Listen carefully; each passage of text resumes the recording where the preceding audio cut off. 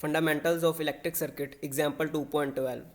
तो इसमें उसने कहा है कि करंट फाइंड करो आई नोड, वोल्टेज फाइंड करो across 3 ohm resistor V node, और इसी तरह power across 3 ohm resistor find करके दो। तो ये सवाल बहुत इजी है, ये आपको देखने में मुश्किल लग रहा है।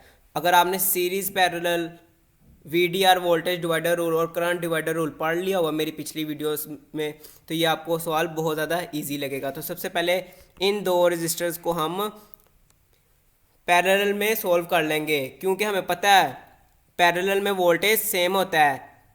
ठीक है, तो इसको सबसे पहले हम पैरेलल में चेंज कर लेते हैं। वोल्टेज सेम होने वाला कॉन्सेप्ट मैं आपको अभी बताता हूँ। ठीक है, तो पैरेलल में सॉल्व होके ये एक ही रजिस्टर बन जाएगा 4 ओम आई, ठीक है, प्लस माइनस वी नोड। अब जो वोल्टेज इधर होगा वही वोल्टेज इधर होगा, क्योंकि पैरेलल में वोल्टेज सेम होता है। तो इधर मैं वी नोड लिख सकता हूँ। इन दोनों को जब पैरेलल में सॉल्व करेंगे तो आर इक्विवेलेंट पैरेलल क्या होगा हमारा, R1 R2 over R1 plus R2। तो ये हमारे पास आर इक्विवेलेंट निकल जाएगा हमारा 2 ओम। ठीक है, तो इधर मैं 2 ओम लिख देता हूँ। अब सिंपली क्या करना है, हमने करंट निकालना है ये वाला, और ये वोल्टेज निकालना है। तो सबसे पहले वी नोड निकाल लेंगे। वी नोड के लिए हम वोल्टेज डिवाइडर रूल VDR इस्तेमाल करेंगे। तो क्या है जी, वोल्टेज अक्रॉस दिस रजिस्टर, मतलब 2 ओम रजिस्टर के अक्रॉस निकालना है। तो क्या करेंगे जी, वी नोड हमारा होगा the resistor we want over sum of resistances multiply by voltage source. तो हमारे पास वी नोड आ जाएगा 4 वोल्ट। ठीक है, तो वी नोड हमारे पास निकल गया कि इधर भी 4 वोल्ट ही हैं। अगर इधर 4 वोल्ट हैं तो इधर भी 4 वोल्ट है, क्योंकि दोनों पैरेलल में है। वी नोड हमारे पास आ गया। तो इसी तरह अब आई नोड की तरफ आते हैं हम। आई नोड, अब आई नोड को निकालने के लिए हमें पहले करंट चाहिए होगा, क्योंकि हमने CDR के जरिए निकालना है। ठीक है, CDR का फॉर्मूला क्या था, the resistor we don't want over sum of resistances multiply by current source. ठीक है, अब करंट निकालेंगे हम। करंट भी इस चीज़ से निकल आएगा। तो पहले करंट निकाल लेते हैं हम। तो हमारे पास करंट क्या आएगा जी, V is equals to I R. तो I is equals to V over R। ठीक है, अभी आपको करंट पता चल जाएगा मैं क्यों निकाल रहा हूँ। ठीक है, I is equals to V हमारे पास क्या है 12 वोल्ट, R इस पूरी सर्किट की रेजिस्टेंस क्या है 4 प्लस 2। तो इसका हमारे पास आंसर आ जाएगा 2 एम्पेयर। ठीक है, तो करंट हमारे पास आ गया 2 एम्पेयर। तो अब निकालेंगे हम आई नोड। ये तो करंट निकाला ना हमने, आई नोड मतलब इस रजिस्टर के अक्रॉस वोल्टेज करंट निकालना। ठीक है, आई नोड निकालने का अब CDR लगाएंगे हम, CDR। ठीक है, CDR करंट डिवाइडर रूल। तो कैसे लगेगा इधर CDR क्या था, आपने वीडियो में जाके देख लेना है। The resistor we don't want ऊपर आएगा over sum of resistances multiply by current source. अब करंट सोर्स हमारे पास ये निकला था करंट। ठीक है, 2 एम्पेयर। तो इसको जब सोल्व करेंगे I node is equal to 4/3 ampere आ जाएगा हमारे पास। ठीक है, फिर हमने करंट आई नोड भी फाइंड कर लिया, वी नोड भी फाइंड कर लिया, और अब हमारी बारी आती है पावर फाइंड करने की। तो पावर कैसे फाइंड करेंगे जी, पावर के लिए मशहूर मकबूल हमारे पास फार्मूला है, power is equal to VI। और लेकिन ये V कौन सा है, V नोड। I कौन सा है, I नोड, क्योंकि हमने 3 ओम रजिस्टर के क्रॉस पावर निकालनी है। ठीक है, और 3 ओम रजिस्टर के क्रॉस वोल्टेज ये है, करंट ये है। ठीक है, तो power is equals to V node हमारे पास क्या था 4, करंट हमारे पास क्या था 4/3। तो हमारे पास आंसर क्या आ जाएगा 5.33 वाट। इसी तरह एग्जांपल 2.12 खत्म होती है। इसी तरह प्रैक्टिस प्रॉब्लम 2.12। यार आप लोग डायग्राम देख के पहले ही डर जाते हो। ठीक है, लेकिन ये सवाल तो बहुत ज़्यादा इजी है। ये देखें, ये दोनों हमें नज़र आ रहे हैं, दोनों पैरेलल में है, ये दोनों पैरेलल में है। तो इनको पहले पैरेलल में सोल्व कर लेंगे। तो ये सर्किट हमारा कुछ इस तरह से बन जाएगा पैरेलल में सोल्व होने के बाद।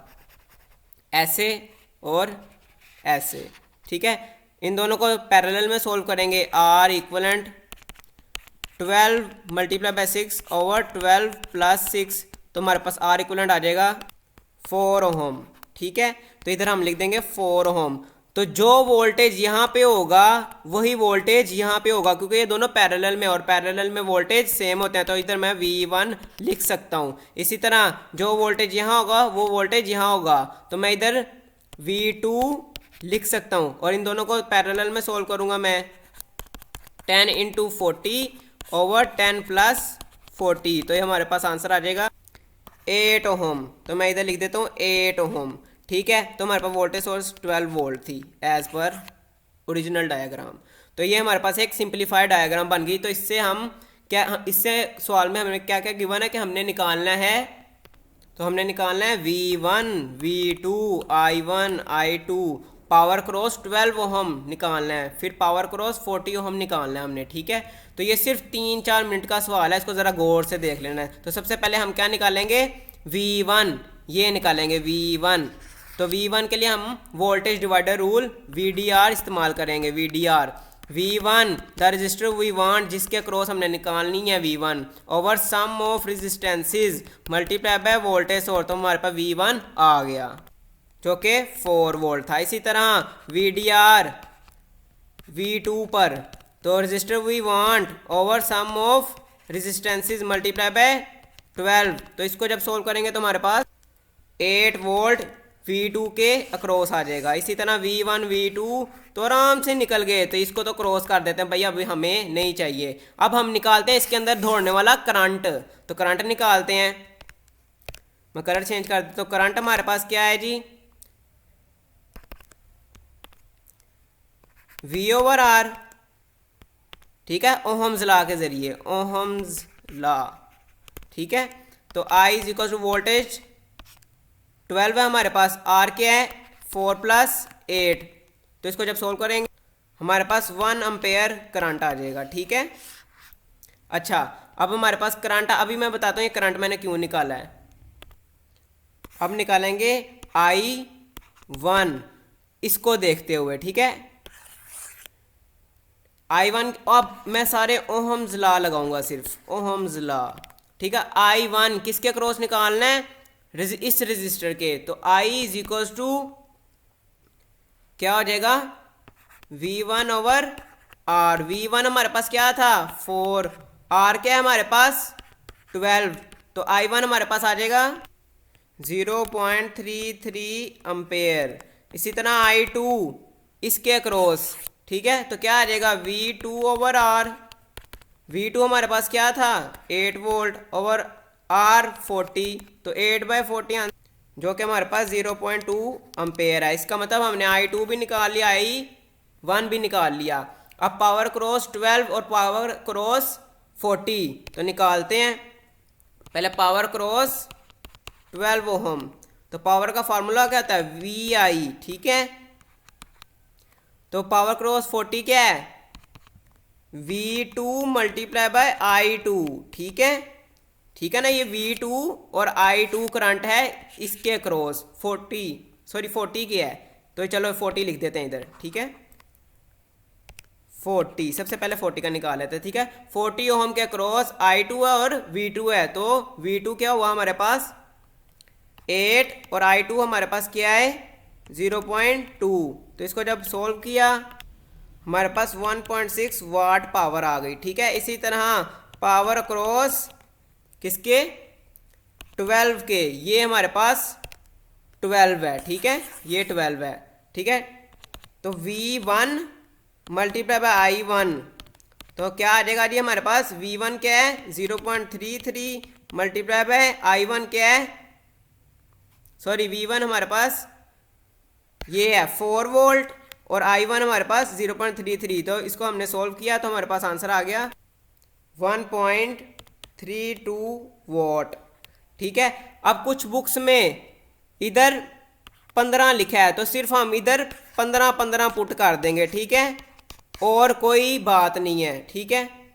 तो इससे डिफरेंट आंसर निकल जाएंगे उस बुक के मुताबिक। और किसी किसी जगह पर 30 वोल्ट लिखा हुआ है, तो उसकी जगह 30 वोल्ट कर देंगे, ठीक है। 30 वोल्ट पुट कर देंगे, ये जैसे मैं इधर 30 वोल्ट पुट कर दूंगा, ठीक है, ये सिर्फ इन 12 की जगह। बाकी सेम टू सेम सवाल रहेगा। अगर आप 15 कर दो थोड़ी सी वैल्यू डिफरेंट निकल आएंगी, 30 कर दो थोड़ी और वैल्यू डिफरेंट निकल आएंगी, बाकी सवाल सेम रहेगा, इसी पैटर्न से सॉल्व होगा, ठीक है। आपने परेशान नहीं होगा अगर कभी पे वैल्यू चेंज आ जाए, सारा एक ही पैटर्न से सोल्व होगा, पावर भी डिफरेंट आ जाएगी अगर आप 15 से करोगे या 30 से करोगे, ठीक है। तो मिलते हैं नेक्स्ट वीडियो में, अल्लाह हाफिज़।